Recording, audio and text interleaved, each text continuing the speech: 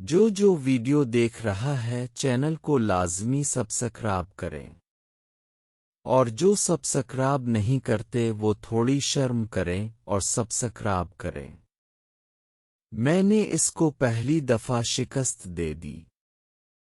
وہ اٹھ کر باتھ روم میں چلی گئی اور میں پلنگ پر لیٹ گیا۔ کچھ دیر بعد آشی مٹکتی ہوئی واپس آئی۔ اس حالت میں بھی اس کا اپنا ہی نظارہ تھا، اس کے پرندے کی بھی چھاپ نرالی تھی۔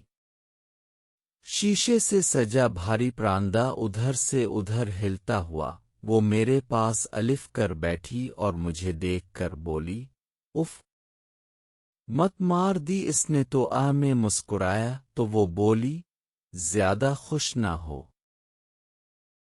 میری ہانڈی میں ابال زیادہ تھا، گرمی اندر تک گئی تو ابال جلدی اگا، اگلی دفعہ میں تجھے بھی ساتھ لے کر آئے گی۔ آشی مجھے ہر قدم پر حیران کر رہی تھی، مجھے اپنی طرف کھینچ کر وہ میرے ساتھ الف لگی۔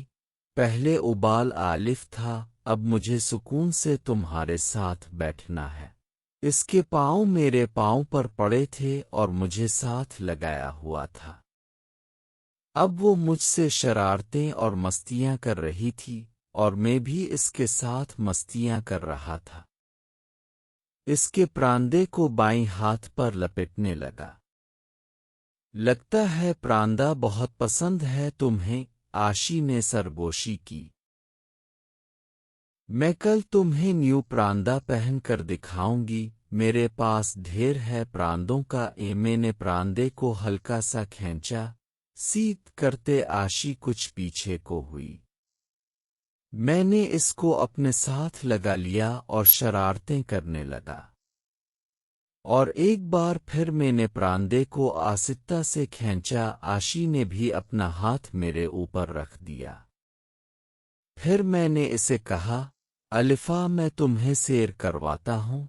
اس نے سرگوشی کی اور میری طرف منہ کیا اور اپنے دونوں بازو میری گردن کے گرد کر لیے، اور میں نے اس کو اٹھا لیا اور محبت کی برسات کرنے لگا۔ وہ بولی، اب تم کچھ نہیں کرنا، جو کروں گی میں ہی کروں گی، لیکن میں کہاں سکون سے بیٹھنے والا تھا۔ جیسے ہی میں نے اس کو دھکا دیا تو اس نے مجھے اپنا ساتھ لگا لیا، اور پھر کیا تھا میں مدنی چلانے لگا اور آشی پنجابی میں بڑبڑانے لگی اور اپنے شوہر کی برائیاں کرنے لگی کہ امتیاز تو بس ڈوبا لگا کر ہی بس ہو جاتا ہے۔ وہ باتیں کرتی ہوئی پاگل ہو رہی تھی اور میں اس کے ساتھ شرارتیں کر رہا تھا۔ آشی اتنی پاگل ہوئی تھی کہ میں بھی اس کے ساتھ پاگل ہونے لگا اور ہم اپنے راستے سے بھٹک گئے۔ تو ایک دم آشی کی آنکھیں باہر اگیں، وہ جلدی سے نیچے اتری اور بولی، نہیں یہ ٹھیک نہیں ہے، غلطی ہو گئی۔ میں وضاحت کی تمہاری غلطی ہونی تھی اور میرا کچھ نہیں بچنا تھا، تجھے کوئی ایسا ویسا شوق تو نہیں۔ اس کی بات سن کر میں کمیونی ہنستا اور بولا، ویسے تو نہیں، لیکن تمہیں کون منع کرے گا۔ میں نے اس کو ہلکا ساتھ لگا لیا، اس نے میرے رخسار پر چٹکی بھری اور بولی، میں تو اتنی خاص نہیں، لیکن زیبا آفت ہے۔ حیرت ہے تم نے اسے نہیں رگڑا، اس کی تو میں بھی دیوانی ہوں۔ چلو اس کا فسانہ بعد میں سنانا، پہلے اس کا تو کچھ کرو۔ میں نے اپنی طرف اشارہ کیا۔ ہائے میں مر گئی، تم پورے سانڈ ہو، تم نے میرا برا حال کر دیا۔ میں نے کہا، چلو پھر ایک بار غلطی کرتے ہیں۔ وہ مچل کر قدرے پیچھے ہوئی اور بولی، تمہاری مہربانی۔ میں نے کہا، بس اتنا ہی دوستانہ تھا، میں نے جان بوجھ کر روٹھنے کا ڈرامہ کیا۔ ہائے ناراض تو نہ ہو، چل میرا تجھ سے وعدہ، تجھے زیبا کا گفٹ دوں گی۔ اب اسے کیا پتا تھا، میں تو زیبا کو رگڑ چکا تھا۔ میں نے کہا، ٹھیک ہے، ایک شرط پر۔ मैं तुम दोनों से इकट्ठा मिलूंगा। हाय बाली। दो जनानियां और एक बंदा। बेशर्मा, मैंने कहा, सोच लो नहीं तो फिर दूसरा रास्ता तो है। चिल्लू ठीक है, काम मुश्किल है लेकिन तेरे लिए कर लूंगी। मैंने इसे अपनी तरफ खींचा और कहा, चिल्लू डन हो गया।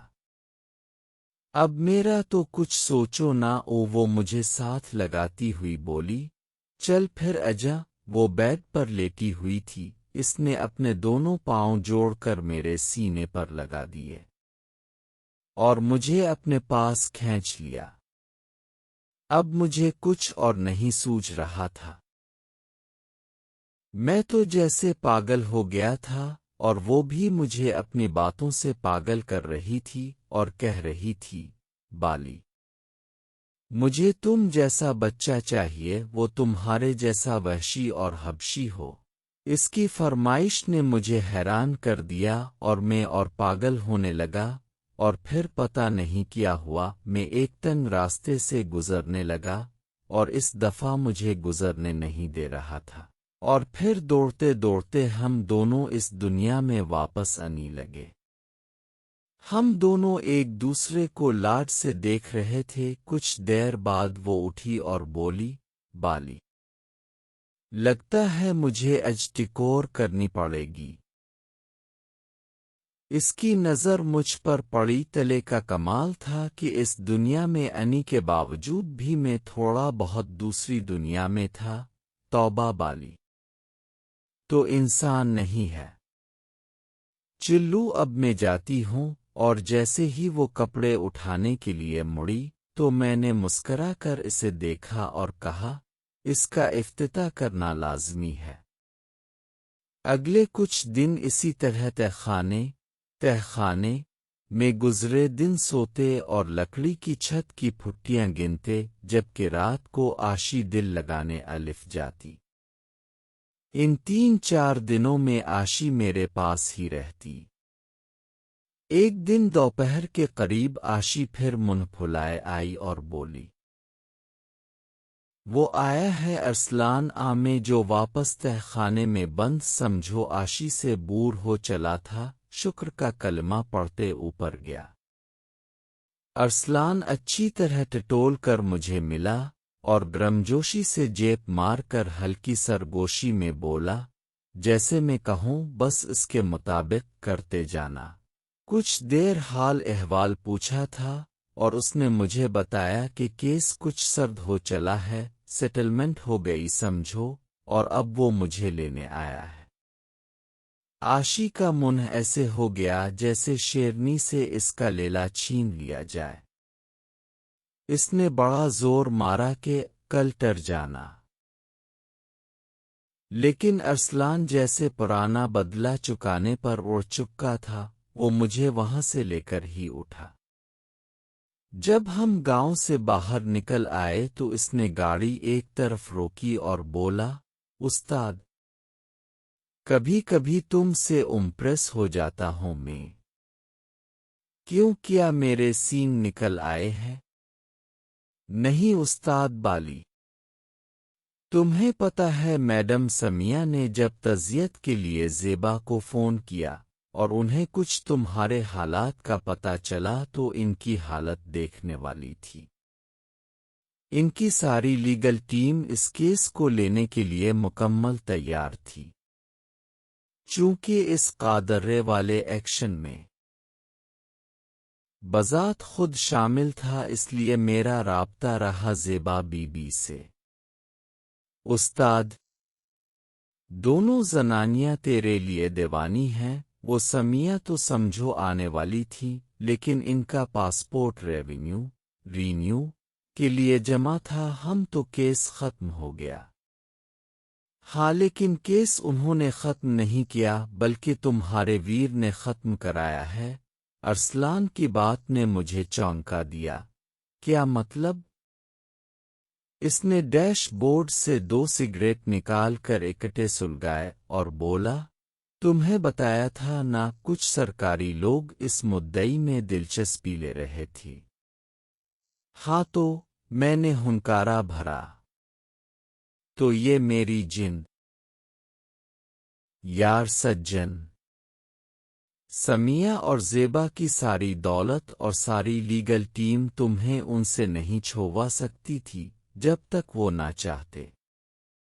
وہ لوگ اس ویگن کو برآمد کر کے سارے فنگر پرنٹ اٹھا چکے تھے، بلکہ سمجھو جس گھر تم رہے وہاں تک پہنچ چکے تھے۔ یہ تو میرا پرانا بیچ میٹ تھا، ایک اس سے میں نے انفارمیشن لی اور تمہارے لیے معاملے میں پڑا۔ ہاں تو اب کیا میں دوبارہ سے کھلے عام پھر سکتا ہوں؟ ہاں لیکن اس کی ایک شرط ہے چھوٹی سی، تمہیں ان سے ایک ملاقات کرنی ہوگی تاکہ وہ مجھے دبوچ لیں۔ میں نے اس کی بات ٹوکی۔ حد ہے یار بالی، تمہیں میں لے جا رہا ہوں تو لاؤں گا بھی میں۔ تم بس یہ سمجھو تم میرے ایک پرانے دوست سے ملنے جا رہے ہو، ایک کپ چائے کا بس۔ تو چل پھر چلا گڈی۔ میں نے ارسلان کے کندھے پر ہاتھ مارا۔ اس نے گاڑی پھر سٹارٹ کی اور بولا، ویسے استاد، یہ چہدرانی بڑی تیکھی ہے لیکن تمہیں بڑی نشیلی آنکھوں سے دیکھتی ہے۔ ہاں کیونکہ میں اس کا سارا تیکھا پن چوس کر اپنا ٹیکا لگا چکا ہوں۔ نہ کر، ارسلان نے حیرت سے کہا۔ ہاں استاد پکی بات ہے۔ ہوش کے بھائی، ارسلان نے فخریہ نظروں سے مجھے دیکھا۔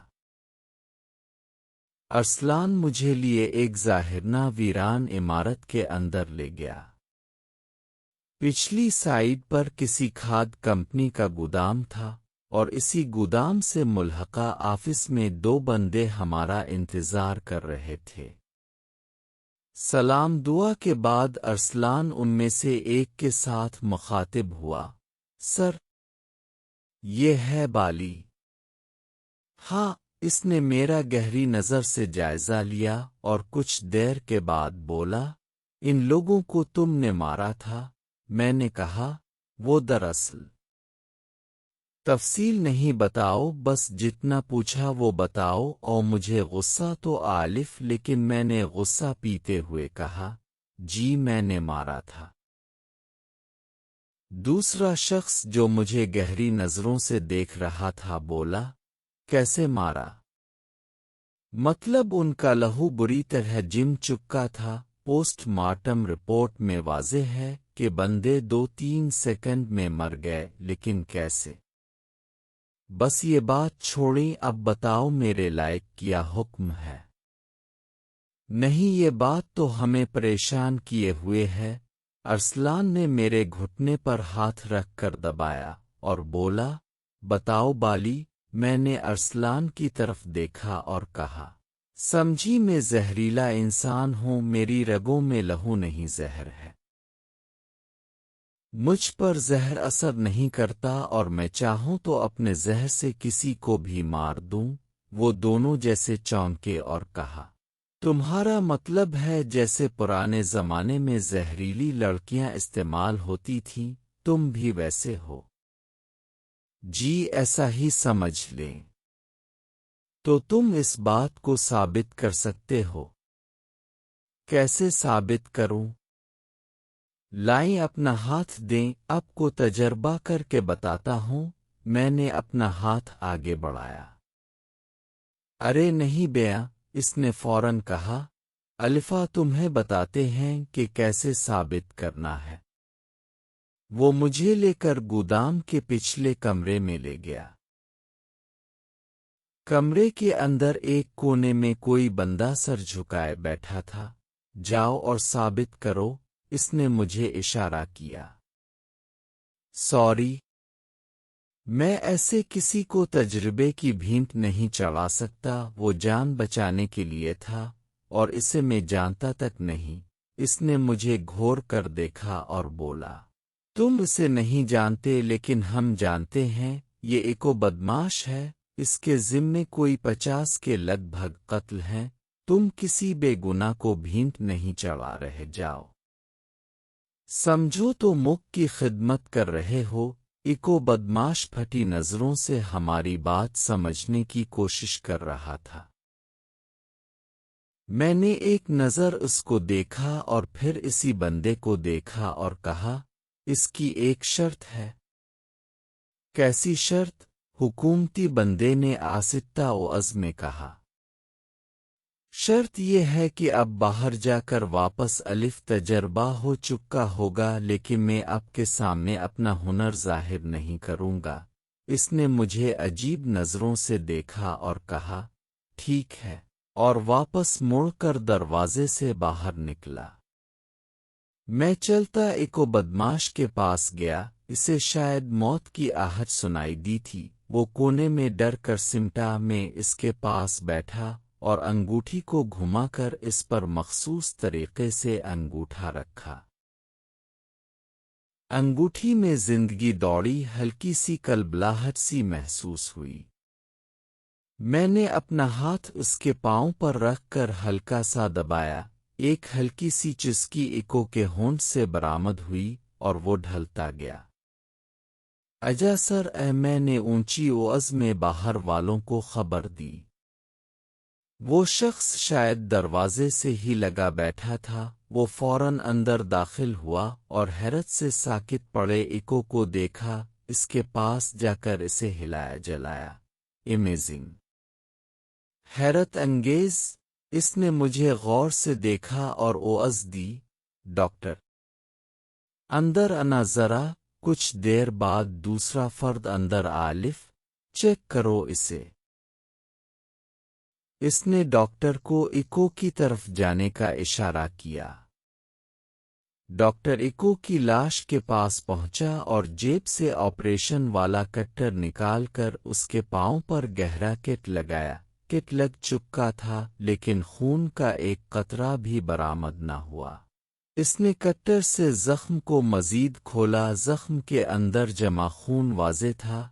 हैरत अंगेज कमाल है सर, मेरे करियर का अनोखा केस। वो दोनों मुझे लिए बाहर आगी। वो दोनों काफी देर आपस में गटमिट करते रहे और फिर हम बाहर अलिफ कर बैठ गए। अच्छा बाली, ये बताओ, इकट्ठा खाने पीने आ किसी को टच करने से तुम्हारा जहर दूसरे तक नहीं जाता? इसी डॉक्टर ने सवाल किया। नहीं सर, ऐसे मैं नॉर्मल इंसान हूँ समझी। जब मखसूस तरीके से मेरा जहर उभरता है, वो तरीका किया है वो मैं नहीं बता सकता। दोनों दिलचस्पी से मुझे देख रहे थे। अच्छा, तो तुम कह रहे हो तुम्हें जहर असर भी नहीं करता, राइट? जी बिल्कुल। अब मुझे बेशक किसी सांप से डसवा लें। शोर, इसने दोबारा तस्दीक की। 100% शोर सर। अचानक डॉक्टर नीचे को झुका और मेज के साथ रखे एक बैग को बाहर निकाला। हम सारी तैयारियां करके आते हैं बाली साहब। बैग के अंदर एक शीशे का बॉक्स था, जिसके अंदर एक काले सांप की ज़बान लहरा रही थी। अगर तुम्हें यकीन है तो इस ऊपर वाले ढक्कन को खोलकर अपना हाथ अंदर दाखिल करो। मैंने मुस्कुराकर उनकी तरफ देखा और इंतहाई एतमाद से हाथ बढ़ाकर ढक्कन खोला और हाथ अंदर दाखिल किया। शफाफ शीशे के बॉक्स में मेरा हाथ अंदर नजर अलिफ रहा था। मैंने हाथ सीधा सांप के मुंह के पास किया। तन जगह में कैद सांप पहले ही बेकरार था। मेरे हाथ को बढ़ते देखकर उसने तेजी से हाथ पर डंक मारा। मेरी उंगली पर जैसे कांटा सा चबा, मामूली सी चुभन। मैंने हाथ मजीद आगे किया। सांप ने फिर डंक मारा। तीनों देख रहे थे। मैंने आराम से सांप को मुंह के करीब ऐसे काबू किया कि वो अब डंक न मार सके। 2-4 मिनट बाद डॉक्टर बोला, हाथ निकाल लो बाली। मैंने हाथ बाहर निकाला, ढक्कन वापस बंद कर दिया। डॉक्टर ने बगौर मेरा जायजा लिया। बस जहां डंक लगा था वहां सुई का निशान था اور ہلکی سی سرخی اچھی طرح جائزہ لینے کے بعد وہ بولا، اس سانپ کا 10 منٹ نہیں نکالتا اور تم ہٹے کٹے فٹ ہو، تو اب میرے لیے کیا حکم ہے؟ ہاں تم جاؤ، تم کلیئر ہو، بس کوشش کرنا کہ اس ہنر کو کم سے کم آزمانا۔ وہ ان کی اجازت کے بعد میں اور ارسلان وہاں سے اٹھے اور واپسی کو چل دیے۔